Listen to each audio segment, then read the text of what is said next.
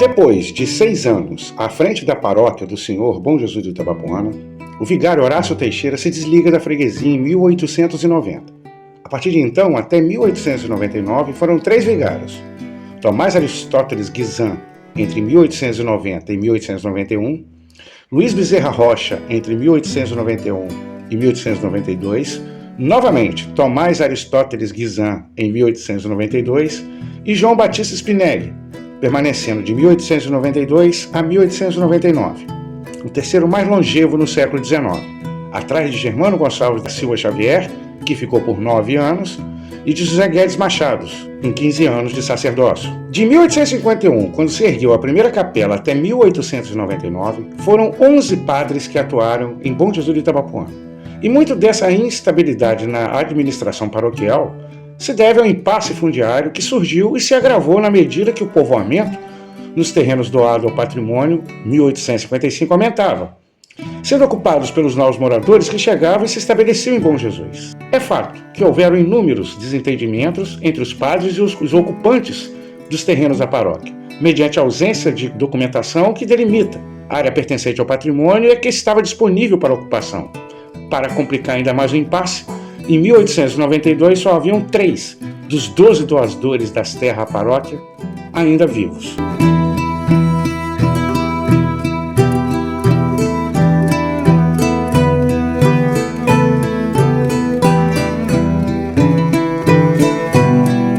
Em 1890, a abolição da escravatura ainda gerava reflexos econômicos nas fazendas, devido à escassez de mão de obra, com algumas propriedades contratando os escravizados que foram libertos. Chegando então o momento dos imigrantes europeus assumirem as lavouras de café, só que na condição de meeiros.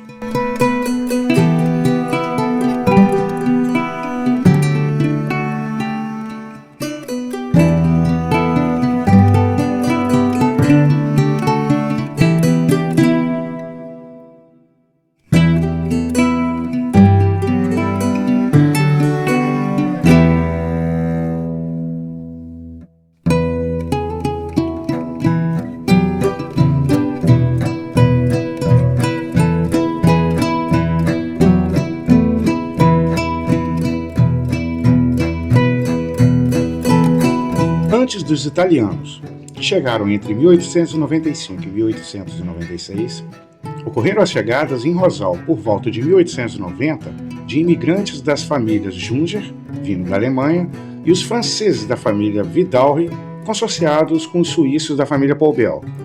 Também neste mesmo ano chegaram, vindos da ilha de São Miguel, no arquipélago dos Açores, os portugueses Joaquim Vieira Seródio e Maria da Conceição, inicialmente se estabelecendo em Pirapitinga e posteriormente adquirindo também terras na Barra do Pirapitinga. Na região da planície borgenzoense, tivemos a chegada dos alemães da família Rett em Carabuçu, carecendo confirmar se realmente foi no final do século XIX ou no início do século XX, e também no final do século XIX o português Manuel da Silva Mota, estabelecido em Mimoso do Sul, no Espírito Santo, comprou a fazenda Matinhos, do também português Manuel de Matos, que, apesar de situada em região fora da freguesia do Senhor Bom Jesus Itabapoana, entre Serrinha e Boa Ventura, seus filhos Lauro da Silva Mota e Nelson da Silva Mota, que nasceram em Mimoso do Sul, se mudaram e foram relevantes personagens na história de Bom Jesus Itabapoana no século XX.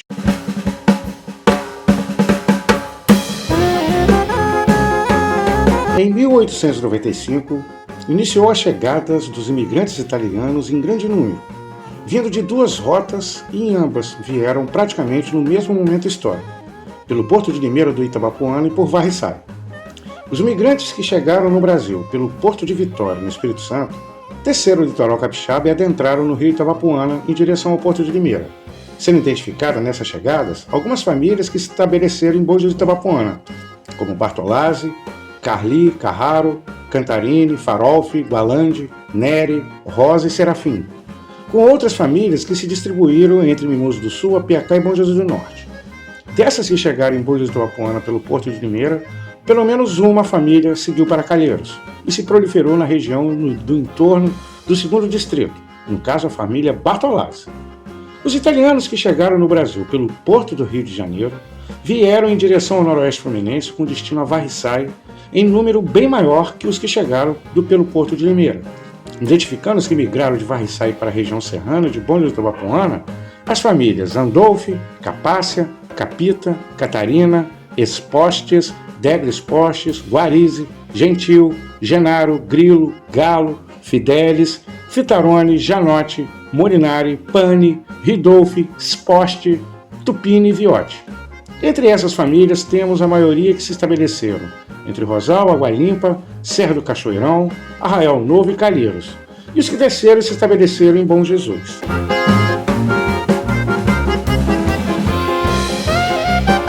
Posteriormente, podendo ser ainda no final do século XIX ou no início do século XX, tivemos a chegada das famílias Saluto, Sgró, De Simone, Giacomini, Cavicchini, entre outras, que vieram para Calheiros, Arraial Novo e Bom Jesus. Praticamente todos os imigrantes italianos vieram em busca de oportunidade de trabalho no campo, notadamente nas lavouras de café, que perderam a mão de obra escravizada, sendo que os italianos vieram para trabalhar na condição de meeiros, em sociedade com os fazendeiros, e muitos desses prosperaram e compraram suas próprias terras.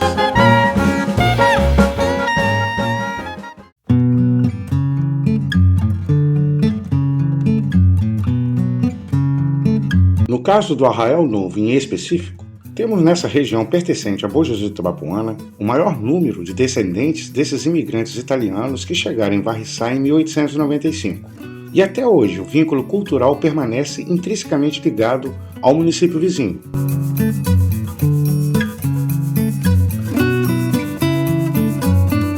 É conclusivo que o povoamento e a expansão agrícola do Arraial Novo e Serra do Cachoeirão se deu no avanço das lavouras de café dos fazendeiros e imigrantes de Varriçai.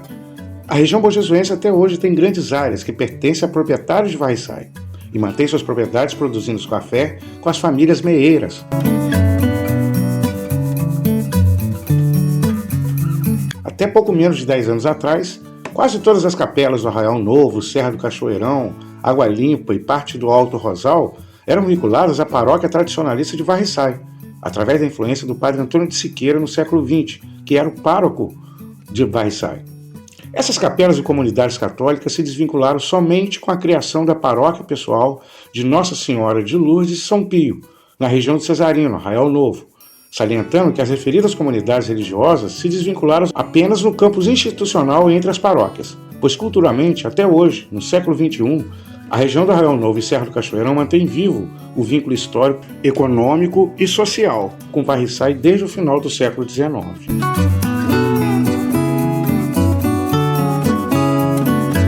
Retornamos a novembro de 1889. Com a consumação do golpe da República, oficialmente denominado como a Proclamação da República, tivemos desdobramento em praticamente toda a região noroeste fluminense, com o surgimento de diversos movimentos emancipatórios a partir de então. A euforia tomou a atmosfera em todo o país, não sendo diferente em Bom Jesus do Tabapuana, no qual tivemos diversos integrantes da família Boixá de Pirapitinga se manifestando através de telegramas enviados ao Marechal Deodoro da Fonseca, o presidente nomeado interinamente. O tenente Teixeira de Siqueira promoveu 3 dias de festa em sua residência, sendo realizado entre esses dias o Baile da República.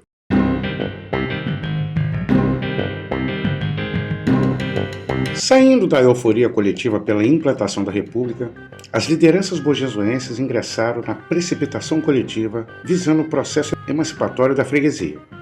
Valendo-se da influência política de Pedro Gonçalves da Silva Júnior com novamente o deputado Leônidas Peixoto de Abreu Lima, e este, por sua vez, amigo de longa data do governador Francisco Portela, desde quando residiu em Campos dos Goytacazes.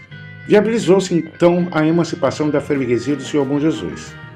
Garantida a costura política para o governador Portela consumar a emancipação, o ato foi assinado no decreto número 150, de 24 de novembro de 1890. Concedendo a autonomia política e administrativa, a freguesia passou então à condição de Vila do Itabapuana.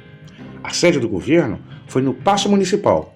O casarão, que foi residência do tenente Zé Teixeira, possivelmente tenha falecido após novembro de 1889 e anterior a novembro de 1890.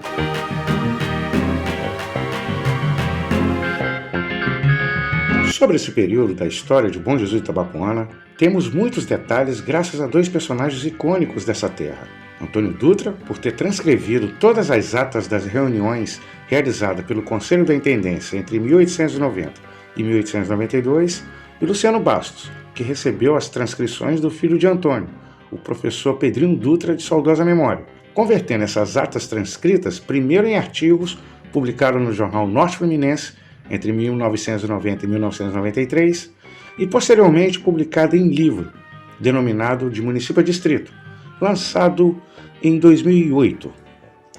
O governador Francisco Portela assinou o decreto de emancipação no dia 24 de novembro de 1890. A instalação do município se deu no dia 25 de dezembro de 1890, nomeando o primeiro Conselho da Intendência, com Pedro Gonçalves da Silva Júnior como presidente do Conselho e os intendentes Francisco Teixeira de Siqueira Sobrinho, Manuel Antônio de Azevedo Matos, Luiz Vieira de Rezende e Joaquim Teixeira de Siqueira Reis.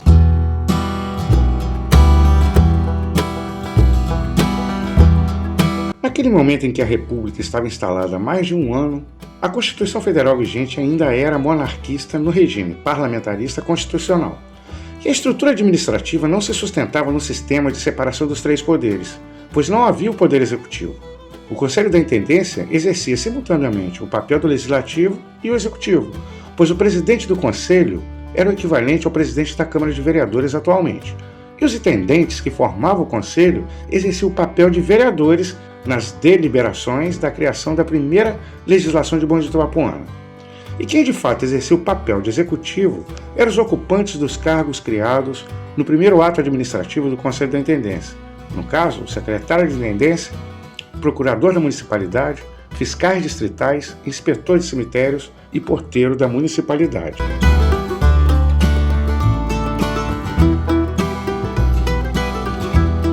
Podemos assim interpretar que o sistema de governo adotado na primeira emancipação de Bom Jesus do Itabapoana era uma espécie de parlamentarismo, e o primeiro-ministro, no caso, seria o primeiro secretário. Portanto, o primeiro executivo público da história de Bom Jesus do Itabapoana não foi Pedro Gonçalves da Silva Júnior, como lhe é atribuído, e sim José Cândido Fragoso, que foi nomeado como o primeiro secretário, mas submetido às deliberações do Conselho da Intendência.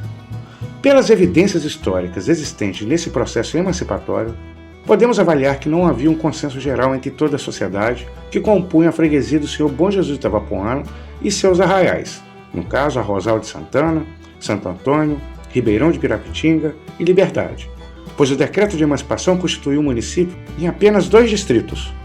A sede, que deixou de ser denominada como Bom Jesus do Itabapoana para somente Itabapoana, e o segundo distrito, que era o de Santo Antônio, passando então a se denominar como Santo Antônio do Itabapoana, segundo distrito de Itabapoana, atualmente Calheiros.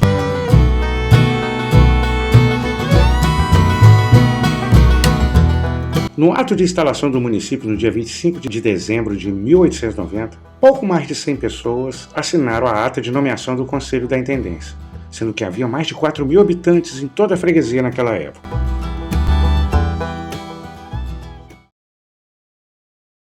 Resta evidente que havia uma cisão política neste processo emancipatório, quando se observa que a freguesia formada em 1862, junto com os arraiais do entorno, foi fragmentada, perdendo mais da metade de seu território de exploração econômica, além de perder força política com os líderes desses arraiais que não participaram da emancipação.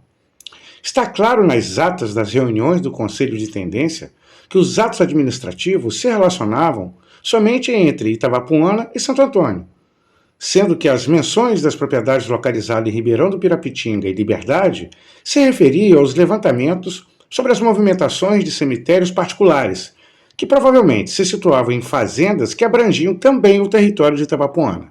Tanto que não se fazia levantamento algum sobre cemitério ou cemitérios particulares de Arrozal de Santana.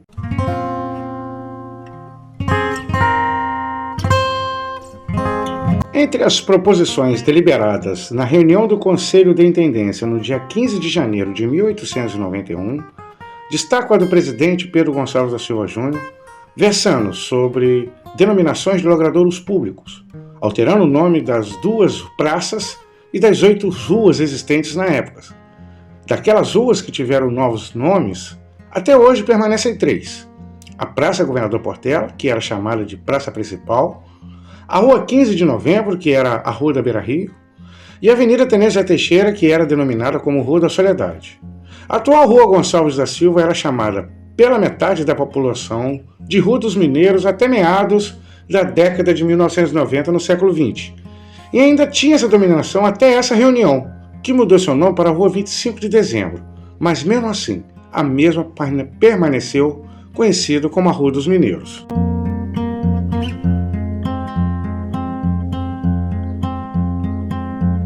Uma breve observação histórica pessoal que abordo neste tópico é sobre o fiscal do primeiro distrito que foi nomeado na primeira intendência, o senhor Joaquim José Verdã, cujo nome completo é Joaquim José Lima Verdã, marido de Maria Suete Ramos, que são trisavós do autor dessa obra, que vem a ser o primeiro tronco familiar dos Suetes e Verdãs, em Bom Jesus de Itabapoana. Dentre seus filhos, tivemos Maria Lima Suete, minha bisavó, que vem a ser mãe dos irmãos da família Suete, que se estabeleceram entre São José de Ubá e Bom Jesus de Itabapoana. No caso, meu avô Adelino Suete e seus irmãos, que se notabilizaram em Bom Jesus e região, como Mário Suete, Aureliano Suete, Mercedes Suete, João Suete e Luiz Suete.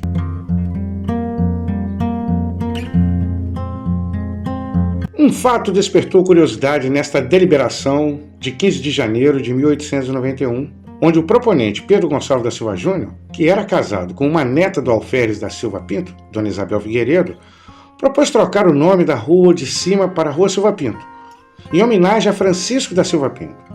E essa foi rejeitada pelo Conselho, o que me leva a conectar este fato com o possível desentendimento dele, Silva Pinto, com os devotos do Divino Espírito Santo na fundação da paróquia em 1862, pois entre os 4 intendentes, 2 eram descendentes dos irmãos Teixeira de Siqueira, Francisco Teixeira de Siqueira Sobrinho e Joaquim Teixeira de Siqueira Reis.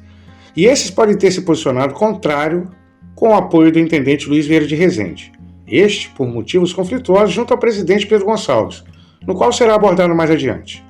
A Rua Silva Pinto, existente atualmente, foi deliberada no início do século XX, em local diferente do proposto por Pedro Gonçalves.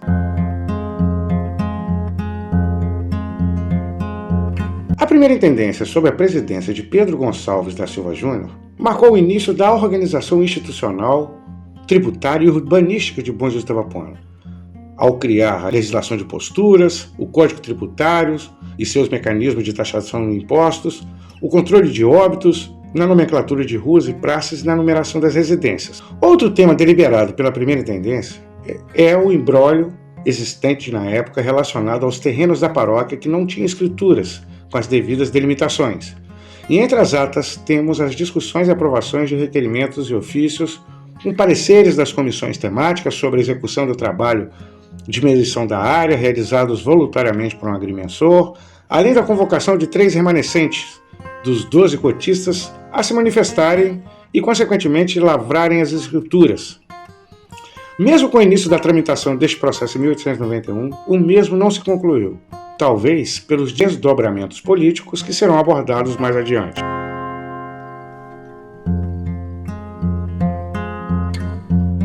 Em 1891, tivemos a terceira crise sanitária da então recente história de Itabapoana. A primeira de cólera morbus, em 1855. A segunda de varíola entre 1872 e 74. E esta é tratada nos anais como a febre do mau caráter, no qual encontrei no Google abordagens sobre febre amarela e varíola quando digitei o termo febre mau caráter no final do século XIX, no estado do Rio de Janeiro. São 2 comunicados mencionando a epidemia vivida na época. Um do governador Francisco Portela, autorizando o município a empreender em despesas extraordinárias para socorrer os infectados, e o outro, do Dr. Abreu Lima, que se prontificou em prestar atendimento aos indigentes aplacados pela doença. O que identifiquei nas pesquisas sobre a febre amarela e varíola é a incidência que cada peste atingia. A varíola aplacava as camadas miseráveis dos povoados, muito por conta das condições insalubres que essas pessoas viviam. E a febre amarela atingia os mais ricos, por conta de viagens e contatos com viajantes ou visitantes.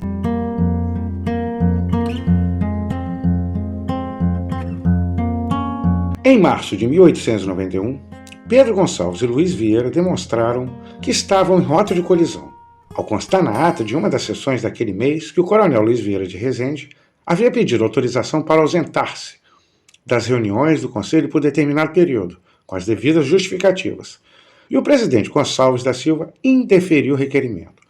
A partir dessa negativa, o coronel Vieira de Rezende não mais retornou às reuniões do Conselho da Intendência, sem sequer formalizar a renúncia do cargo que ocupava. Também, em março de 1891, ocorreram as primeiras eleições para deputados e senadores da República. E em Bom Jesus de Itabapoana tivemos entre os deputados estaduais o Dr. Abreu Lima, o mais votado, obtendo 332 votos, sendo que tivemos mais de 90 candidatos que obtiveram votos em Itabapoana. Nessas eleições podemos aferir que em março de 1891, 75% da população da vila de Itabapoana residia no primeiro distrito, com 25% aproximadamente residindo no segundo distrito de Santo Antônio de Itabapoana, atualmente Calheiros, quando observamos que foram 3 urnas disponibilizadas para Itabapoana e apenas uma em Santo Antônio.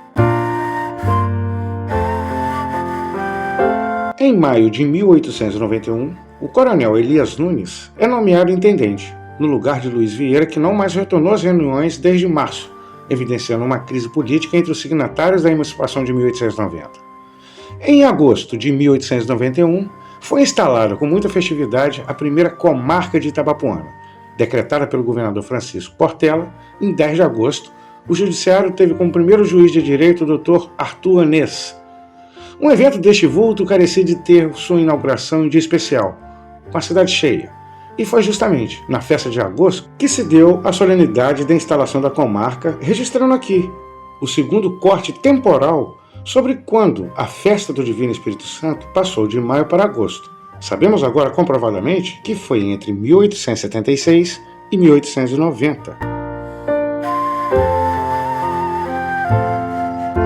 Em novembro de 1891, tivemos nova substituição no Conselho de Intendência, com Antônio Lourenço Matias assumindo a cadeira do Conselho da Intendência, ocupando a vaga de Joaquim Teixeira de Siqueira Reis, sem saber o motivo da renúncia de Siqueira Reis.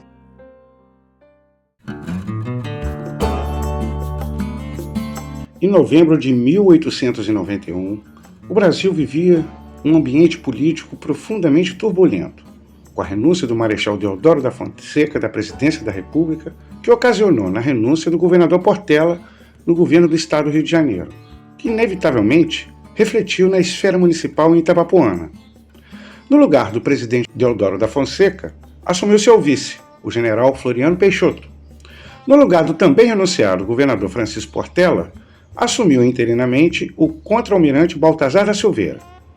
Essas mudanças impactaram diretamente na vila do Itabapoana. Sendo Baltazar da Silveira opositor de Francisco Portela e tendo como aliado em Itabapoana o coronel Luiz Vieira de Rezende, que assumiu a presidência da segunda intendência, com a primeira sendo dissolvida pelo governador recém-possado, com sua última reunião realizada em 1º de dezembro de 1891.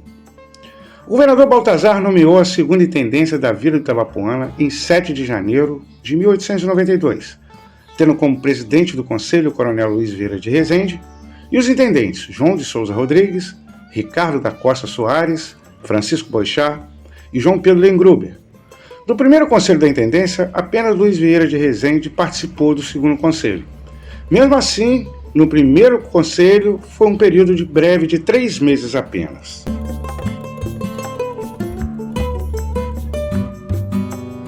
Eleito em abril de 1892, em maio, o governador Tomás Porciúncula decreta o fim da autonomia política e administrativa da vila do Itabapoana, tornando-se então o 10º distrito do município de Itapiruna. A segunda intendência durou apenas 5 meses, insuficiente para grandes deliberações, mas o suficiente para constatar a atmosfera conflituosa que predominava em Itabapoana, primeiro com a celeuma, criada entre Pedro Gonçalves da Silva Júnior e Luiz Vieira de Rezende, sobre os arquivos relacionados aos atos da primeira intendência. Depois o Conselho aprova proposições que tão somente visava desfazer o que foi feito na primeira intendência. Como exemplo, a Praça Governador Portela teve seu nome alterado em março de 1892 para a evasiva Praça Municipal, sem homenagear ninguém no lugar do governador que decretou a emancipação de 1890. A propósito, temos um impasse jurídico atualmente em Bom Jesus de Itabapoana, no século XXI, com a histórica Praça Governador Portela tendo seu nome oficial como Praça Municipal, a não ser que, a partir de 1947, algum vereador corrigiu o erro e retornou com o nome que é utilizado até hoje.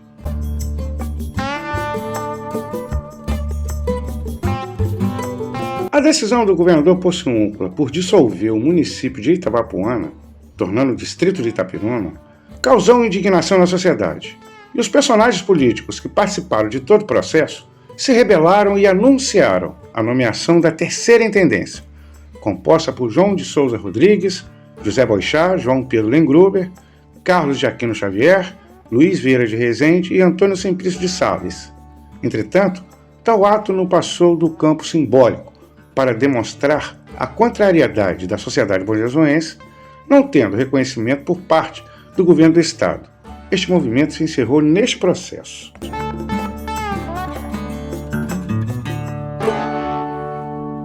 A primeira emancipação de Bom Jesus de Itabapoana, sem dúvidas, foi um erro histórico, de proporções sociais e econômicas sem precedentes, que resultou em profundos retrocessos e que levou décadas para se reorganizar e reintegrar todas as comunidades rurais, mesmo depois da emancipação definitiva em 1938.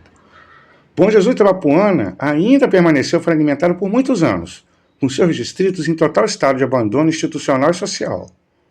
A trajetória do desenvolvimento de Bom Jesus, a partir de 1822 até 1890, descortinava o surgimento de um polo econômico regional que se perdeu na euforia do golpe da República de 1889, com um grupo de jovens sonhadores postulando a emancipação sem planejamento algum e sem se preocupar com a fragmentação territorial e política que teve consequências negativas nos desdobramentos do processo emancipatório.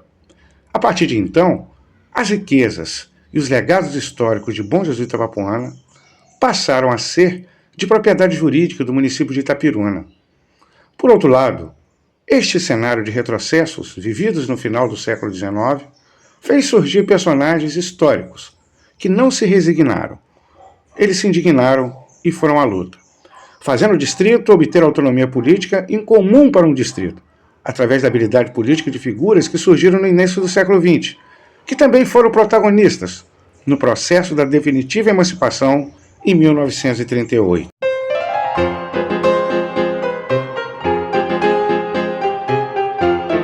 A década de 1890, no pós-emancipação, quase nada de relevante ocorreu a partir de 1893, salvo as substituições dos vigários e o impasse fundiário sobre os terrenos da paróquia, que se agravou de tal forma que se tornou uma crise política e social entre moradores do distrito e a administração paroquial. Como forma de resolver o impasse em definitivo, a Diocese de Niterói decidiu enviar um novo vigário para Bom Jesus de Itabapoana. Matemático e notável agrimensor, o vigário português Antônio Francisco de Melo chegou no final de junho de 1899 com a espinhosa missão de resolver em definitivo com a crise referente aos terrenos da paróquia. Sobre o ciclo histórico que se iniciou no século XX, teremos muito a abordar em outra minissérie, na temporada 2025. Apostrophe, tu sais ta page, pour celle jusqu'à se l'empereur, car c'est la fête du courage, c'est la fête des gens de cœur.